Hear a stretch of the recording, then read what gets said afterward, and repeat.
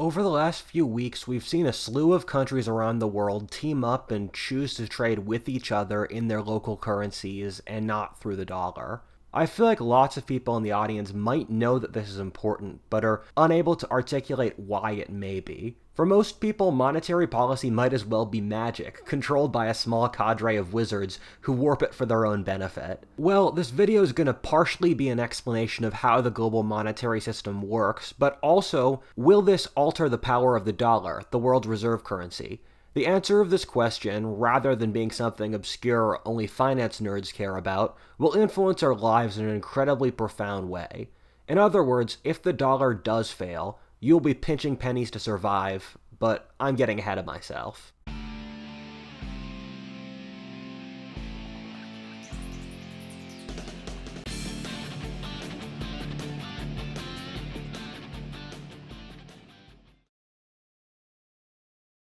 The world we live in is the Pax Americana. That might not be pleasant to hear for many of you. However, the US Navy patrols the world's oceans, making it safe for trade, thus allowing food, phones, oil, and sex dolls, the basics of human life, to support the Earth's 8 billion people. The US military maintains peace, and the world's population listens to American music, watches American movies, wears blue jeans, and eats hamburgers. Nothing like it has been seen since the Roman Empire. One of the most important aspects of this is that the US dollar is the world's reserve currency for global trade. This means that, say, if Egypt and Thailand want to trade with each other, or even nations that are America's enemies like Russia or China want to trade with each other, they will do so in US dollars. This seems somewhat strange, since it might seem more practical to just trade in the other country's currency. However, everyone involved trusts the value of the US dollar, thus making it the standard. What this results in, however, is the US dollar has a higher value than it probably ought to, just based out of the US's position in the world's economy. The US is a quarter of the world's economy while being around 5% of its population, which means that even if the dollar wasn't the world's reserve currency, it would still mean that it would be a very powerful currency no matter what. However, this means that if a country wants to trade with any other country, and for the vast majority of countries in the world, much, if not most of their economies based off international trade, they have to acquire US dollars. Thus, if Italy wants to buy Saudi oil, they have to do so in US dollars. The world system has accepted this degree of American power since it's easier to have a single currency to base international trade around, but also the US is the most trusted player in the international system. Although the US may start wars in Iraq or bomb Somalia, it has trustworthy court systems, will police the world's oceans, and so people prefer to play with the US's currency than other powerful countries such as China or Russia, who will actively use their currencies as a sword to further their national goals, as we'll talk about later. This video is kind of difficult for me to write, since some parts of my audience are finance nerds who know all of this like the back of their hands, and much more than even I do, and others are 17-year-old history buffs who just love to hear about the War of Spanish Succession. If you're part of the first group, please humor my brief explanations. I'm trying to help everyone else. However, we live in an era of history in which currencies are based off demand. Thus, if people are buying a country's stuff, the value of its currency goes up. Meanwhile, if that country is buying lots of stuff from abroad, the value of their currency goes down. Alternately, if a country prints lots of money, the value of their currency goes down, which is called inflation,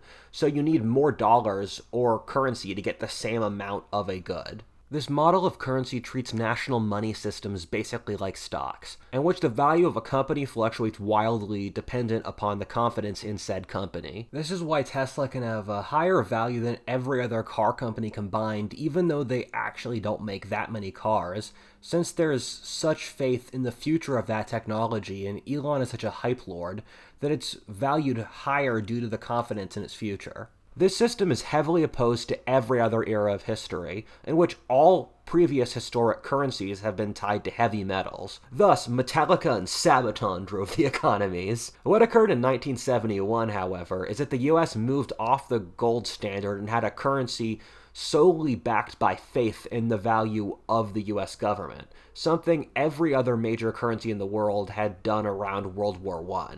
This also coincided with the high point of state power across all of history. The problem here is that once you remove the heavy metal backing, there's not a tremendous amount of incentive for a government to actually keep their currency real, and it's very difficult for the government to maintain discipline and not burn through their currency. This has been a problem in the modern United States, which has been abusing its powers as the reserve currency. The US exacts what really amounts to tribute from the rest of the world through the dollar. Countries buy US dollars, and in exchange the world gets protected by the US military. This often works out to be similar to the tribute systems seen in previous societies, where, say, the Romans or Aztecs would get payments from conquered peoples. This works out since if these foreign currencies buy the US dollar, the dollar can be kept artificially higher even when the US prints more money, thus in effect giving America money indirectly through license to have an infinite money press. The thing the US does that annoys other countries the most is that America is the only country in the world that taxes its citizens for income they get outside of America. And because of that, they're constantly going through other countries and barging into their information to see if American citizens in those countries are paying taxes to America. This is the equivalent of, in the 1800s, how the British would police other nations' shipping out on the high seas. This has resulted in the US fining countries like Britain and others billions of dollars for not following American tax laws. And this is one of the most arrogant things America does in our age, and makes it a lot less sympathetic on the global stage. Another incredibly arrogant thing the Americans do is that for every transaction done in the dollar, whether, let's say, it's between Thailand and Kenya, it's sent through New York City, and thus it goes through American trade law, and so America will fine foreign countries billions of dollars for not following American trade law in a transaction that has nothing to do with America, and spent a millisecond in New York City. This sort of stuff makes other countries despise America.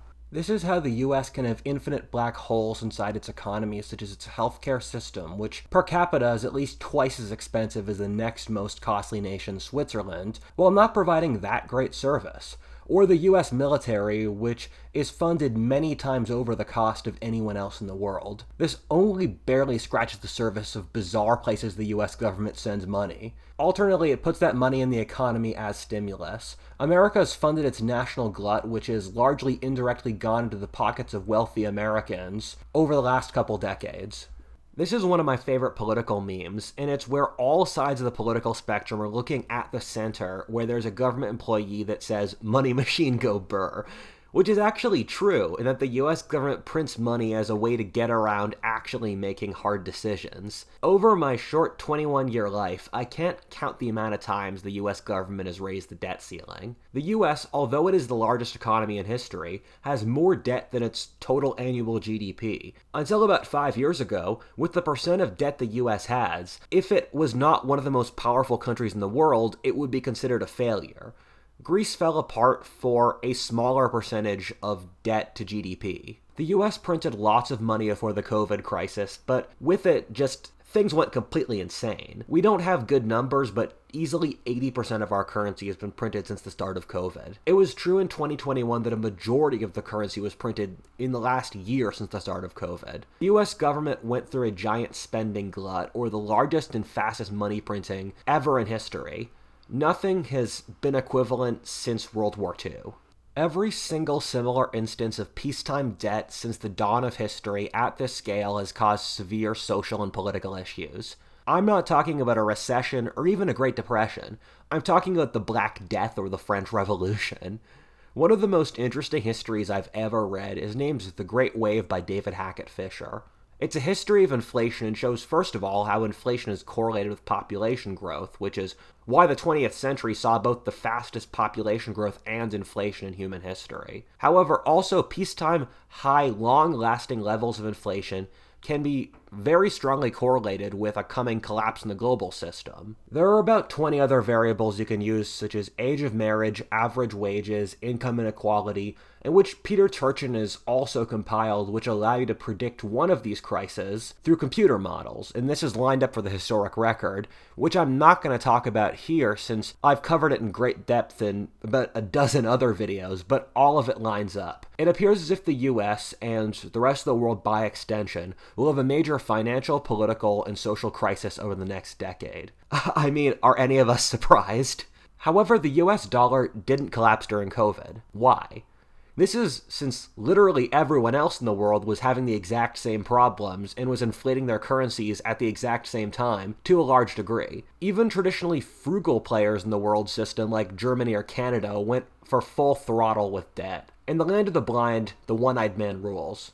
People have to use currency since you can't even buy eggs at Walmart with crypto, so the world's currencies don't really have a competitor. It's pretty similar to the other crises we've talked about in the historic record, in which in, say, the 17th or 14th centuries, every major currency on the European continent largely inflating their currencies at the exact same time. In fact, the US dollar even gained versus other currencies such as the euro, for the first time even surpassing the euro in value. An interesting point that's counterintuitive from how most normal people would look at the situation is basically every government in the world is trying to weaken their currency. If you have a stronger currency, it makes your goods more expensive for other people to buy, thus making them less attractive on the global market. Global governments are trying to keep their currencies cheaper to keep employment up to maintain their legitimacy or so that they can get reelected. This means that every one of the world's major currencies is in a race to depreciate and weaken their currencies faster than any of the others as to get an edge in global trade. This has been an obsession for the last 20 or so years. This whole trend gained a lot more steam with the 2008 financial crisis, in which governments were unwilling to admit to their populations that their standard of living had depreciated and thus started printing money to make up the difference. However, that was ineffective. Our era is a conspiracy in which every major government is trying to get the benefits of inflation, which consists largely of having more money to throw around, which is often used for sugar-like adrenaline bursts being shoved into the economy to keep already unstable countries functioning. Inflation is largely used by the government so it doesn't have to admit that there are real problems that need changes. A great example of this mentality is that during the 2008 financial crisis, the Chinese were the biggest people buying US dollars, since by doing so, it keeps Chinese wages down and thus keeps their exports cheaper, which drives most of their economy, while also keeping the dollar strong, which allowed their biggest export market, the US, to keep buying their stuff. In 2008, the Chinese were heavily considering pulling out their investments in the US dollar, and the Americans begged them not to, given it would have wrecked the already traumatized American economy. The Chinese agreed not to, so to keep selling America their stuff. This sort of mutual support to allow the financial system to keep operating is a common thing and an underlying assumption coming from mutual interest. You can see a similar example with how the Americans bailed out the European banking system in the aftermath of 2008. This is since if one of the players defects, the whole system of governments being able to print as much money as they want with minimal results will break down. The governments have all been winning since this model allows them to say their economies are staying strong and keep winning elections or maintaining legitimacy, which is still important for autocratic governments, while the reality is that normal people lose through inflation. It's a magician's game in which the government takes your money while saying it's giving you more. Even though the American dollar has stayed strong during widespread inflation, inflation overall hurts the poor. For normal people, inflation is basically a tax by the government since they pay more for basic goods and there's no way wages can keep up with it, thus driving down their standard of living. Inflation is supposedly 8% a year, but governments are very good at massaging these numbers for political reasons, and the real ones, or what you'll end up paying in a grocery store or price inflation, is much higher, as we can all plainly see. I've personally seen prices rise at 50% for many things, including basic essentials since the start of COVID, and that's something a lot of you can speak to in the comments. Inflation ends up hurting normal people the most since their wages can't keep up with the inflation, while the rich do better since their investments in the stock market are able to fluctuate more wildly. Most stimulus spending eventually ends up in the stock market today, thus pushing that upwards while the rest of the economy goes into decline. In effect, inflation is a tax of the poor for the benefit of the rich. This is why inequality ballooned to such massive levels during COVID, even as the government was giving poor people tremendous amounts of money. For a brief digression, basically everything the government does ends up helping the rich, whether or not that was the intention. Welfare helps the rich since poor people reasonably spend it on things like groceries or clothes, thus going to large companies owned by the rich. Government regulations also make the cost of doing business higher, which is passed off in higher costs, which also hurt the poor the most, pre-established interests can afford to get around regulations more easily at the cost of small businesses. America, by all accounts, is in a recession, even though the government has not admitted that it is yet. However, for reasons I cover in this video, I think things are going to get worse in the future as we cannot sustain the weight of our debt, and due to how mismatched the stock market is to the rest of the economy. Now we get to the part where different factions are forming coalitions against the United States and the dollar. We've seen France, Saudi Arabia, China, Indonesia, Russia, and Brazil agree to trade with others in their local currencies. Why are they doing this? The short answer is probably a combination of how the US has been exploiting the world's financial system, but also resentment against American foreign policy. If you look at the countries pushing this agenda, it's not the normal former Mongol Empire coalition that the US's actual enemies are concentrated in. This list includes lots of countries that are, by all accounts, American allies, such as France, Saudi Arabia, India, and to lesser extents, Indonesia, Malaysia, or Brazil. These are countries that, if the US had a war with China, would side with America, and many of them are even currently in disputes with China. However, they are willing to go against the American dollar system. An important point to consider is that for most countries in the world and across history, they have to maintain complicated multi-sided foreign policies, given that they can get more by playing off multiple players than by picking a single ally. This is why we'll see countries like Turkey or Pakistan going through periods of saying they're allies with Russia, China, or America over a one-year period. The fundamental reality is that these allies are too vital to America's foreign policy that, like workers going on strike, even if the US dislikes them, it can't afford for Indonesia, India, or France to go over to China or even turn neutral. Keeping these countries as allies is more important than what you'll see is minor trade with the dollar. A couple things might have spurred this decision. The first being that the US is now on the most insane money printing binge it's ever been on, thus putting the US's dollar strategy more costly for the rest of the world than ever.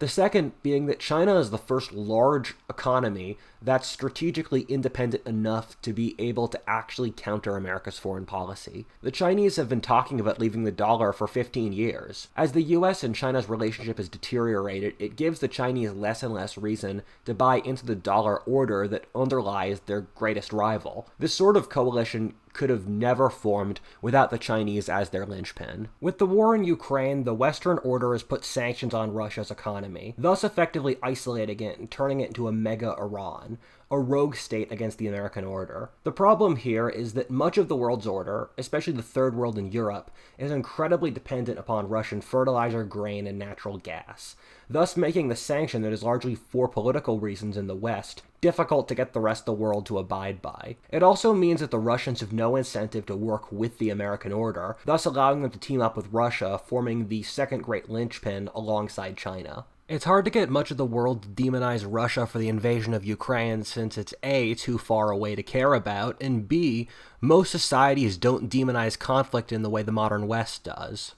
An ironic thing is that I released the video a little bit more than a month ago about how the BRICS, or the coalition of Brazil, Russia, India, China, and South Africa, is a complete failure that never really existed. It's kind of embarrassing since right after that video, the BRICS have done the only thing they've ever done in their history, or this anti-dollar financial alliance. The BRICS still have no ability to coordinate as a real alliance, but I think they pushed for these financial alliances, given that although anti-Americanism isn't a strong enough motivator to actually fight the US as a coherent military or political alliance, but it is enough for a financial scheme which doesn't really acquire that much cooperation, except signing papers to use a different currency. A very important thing to consider is something that most other analysts gloss over. This is not the story of the rest surpassing America in growth, thus ushering in the next Chinese century. Most of the countries who are working together on this scheme have pretty bleak futures, and their leaders know it. China and Russia are about to start experiencing their population contracting massively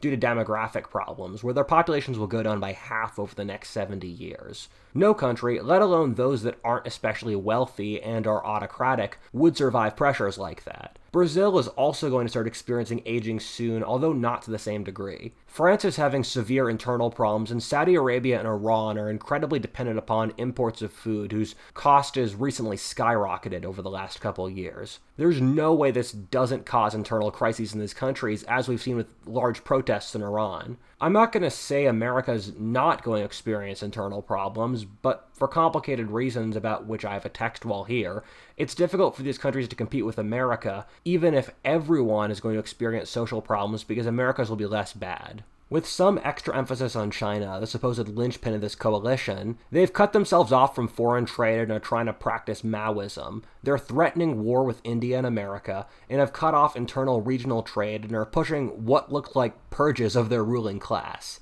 This is not what a country that's supposed to be the new economic world leader looks like. Which brings me to the main point of this alliance. It doesn't posit a system that can actually replace America. America is kind of a vortex as a great power, and it has military, economic, cultural, and political supremacy, which means there's sort of a black hole that naturally forms that makes it very difficult to replace, because that requires making a black hole that's even larger. This system is not creating its own challenger to the American world order. Rather, it's a patched-together alliance that's simply trying to weaken the American world system. Europe is a quarter of the world's economy, and America is another quarter. The Pax Americana, which is Europe and America alongside Japan and the British Commonwealths, is 3/4 of the world's whole economy. China's 13% of the world's economy, and all the other countries that are trying to push this sort of deal have smaller economies combined than China. This means that none of these countries really have the power to destabilize the countries that are by all accounts part of the American empire and can't afford to move against America economically. Also, none of these countries are trustworthy. America's biggest advantage when it comes to economic, political, or social hegemony is first of all that America is removed from the global system, so it can afford to have a degree of attachment. Germany has to manage relationships and foreign policies with all of its neighbors, since it's stuck in the middle of the map.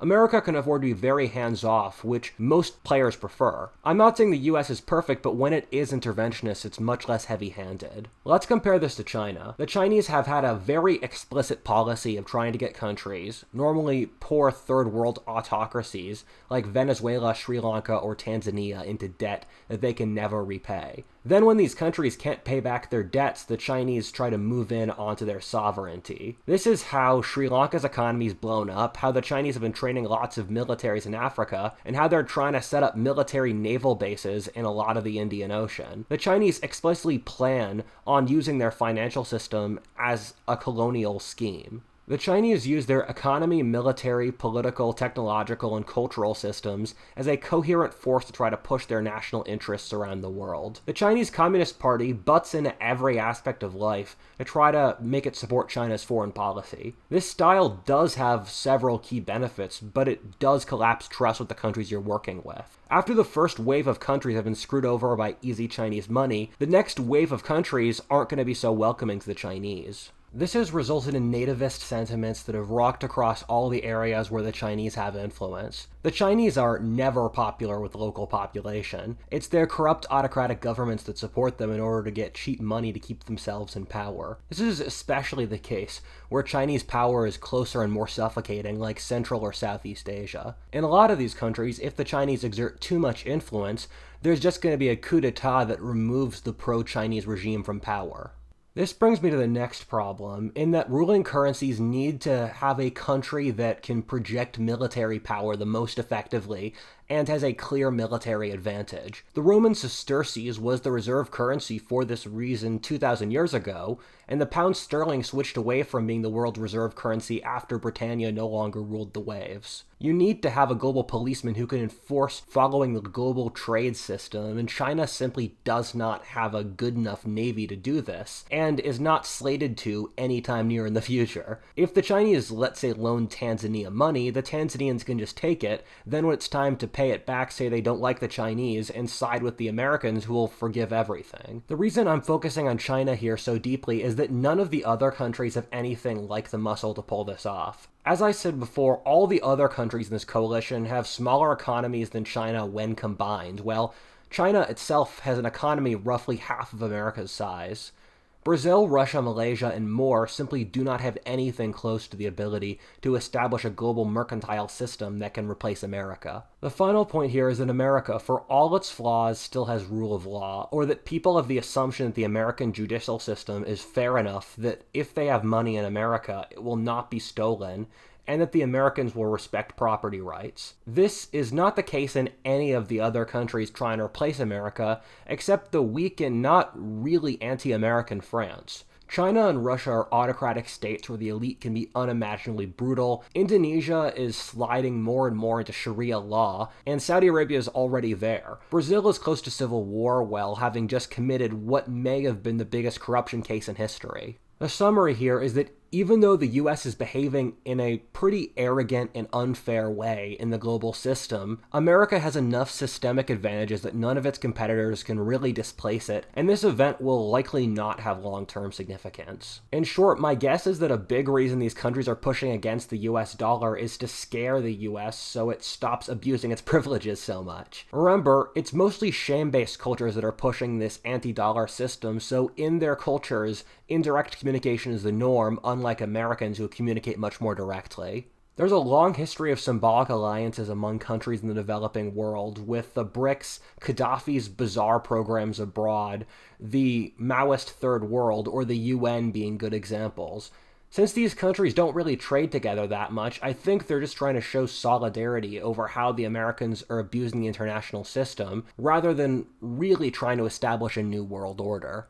I think an apt historical comparison is the Roman Empire and Republic's financial crises. This is in which the Romans inflated their currency and abused their subject nations, and there were severe financial problems. Yet, at its core, there really was no one who could compete with Rome as the main currency, or politically, so the Romans were always able to pull things back together. The Romans had to inflate their currency to uselessness like 20 times to get their empire to fall apart. Even though I've painted a decently rosy picture of how it's not likely that the dollar is gonna collapse and be replaced, that doesn't mean I'm optimistic about inflation or the global economy in the future. The degree of inflation and money printing that's going on in our current era is unprecedented. Inflation's like drinking, and as said before, there always has to be a hangover. At this point, we're drunk enough that we don't realize how much we're drinking, but that's just gonna make everything worse later. Across the historic record, as this book shows, there has never been a period of cheap money that doesn't result in a financial bubble, since financial bubbles are the logical endpoint of printing too much money.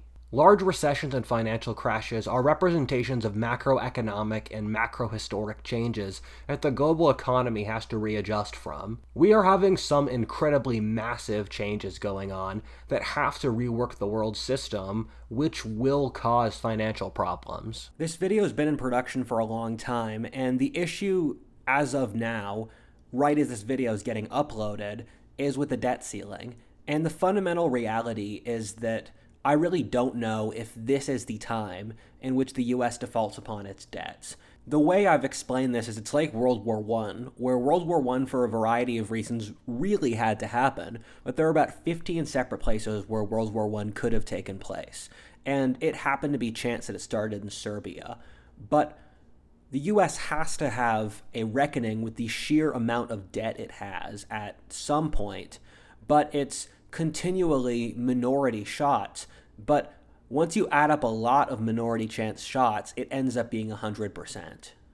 Fundamentally, I don't know any way the US can pay off the debt it has, except through defaulting on it or having some major political crisis that makes sure that the world system changes so no one thinks out what came before, which is what happens in the other secular crises. And each of the secular crises has seen the world's major power default on its currency, with the French Revolution being the last easy example. The Spanish did so in the 1600s, the English did so in the 1300s, and as I said before, the Romans did it dozens of times. I talk about this in a lot of my other videos, and Peter Zeihan speaks about this in a very articulate manner, but the biggest problem is aging. Most of the world's major economies are aging to a horrific degree. Almost every major economy, except the US and India, will have their economies literally shrink over the next century. Within many, like Japan, Germany, China, or Russia, their population's literally going down by half. We've started to see the results of this already in Japan or the European Union, and it's not pretty. A society where there are two 80-year-olds for every 22-year-old simply won't be able to function on any level.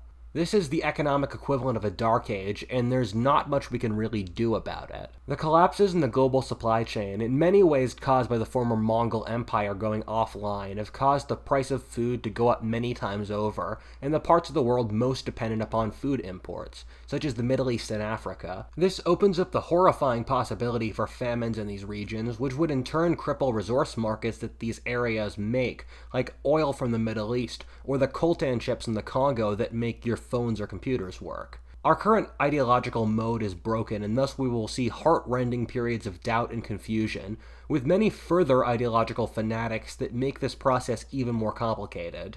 At the same time, we can predict recessions based off technological progress cycles, and with the recent destabilization caused by the digital revolution, it creates further fodder for a financial crisis.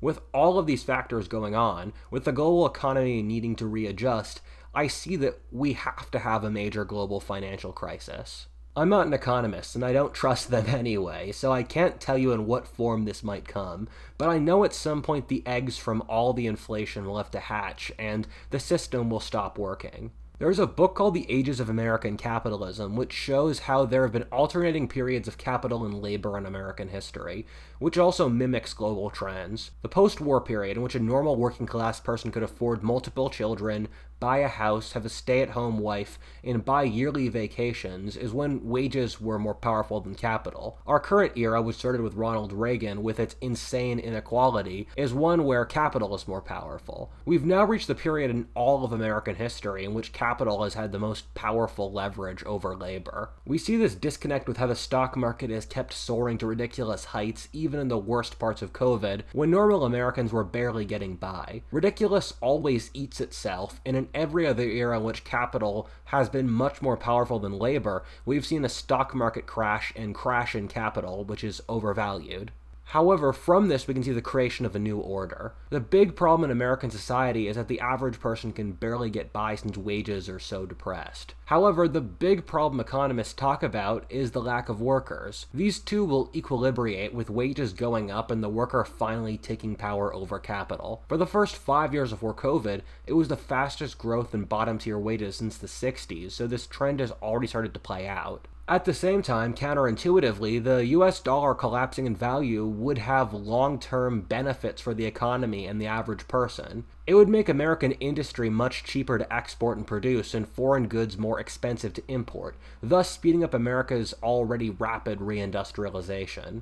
It would also in the long term make America a cheaper country to live in and drive down the costs of things that go up with inflation, like housing, education, healthcare, and more, whose costs have ballooned over the last couple decades. The dollar needs to collapse for the American economy to reset back to healthy levels. These processes are always painful, so that even though the order that will come out of this is one in which the average American will have a better life, since economic resets are painful, at the time it won't feel that way. It'll be horrifying and hellish, but remember, there is a light at the end of the tunnel.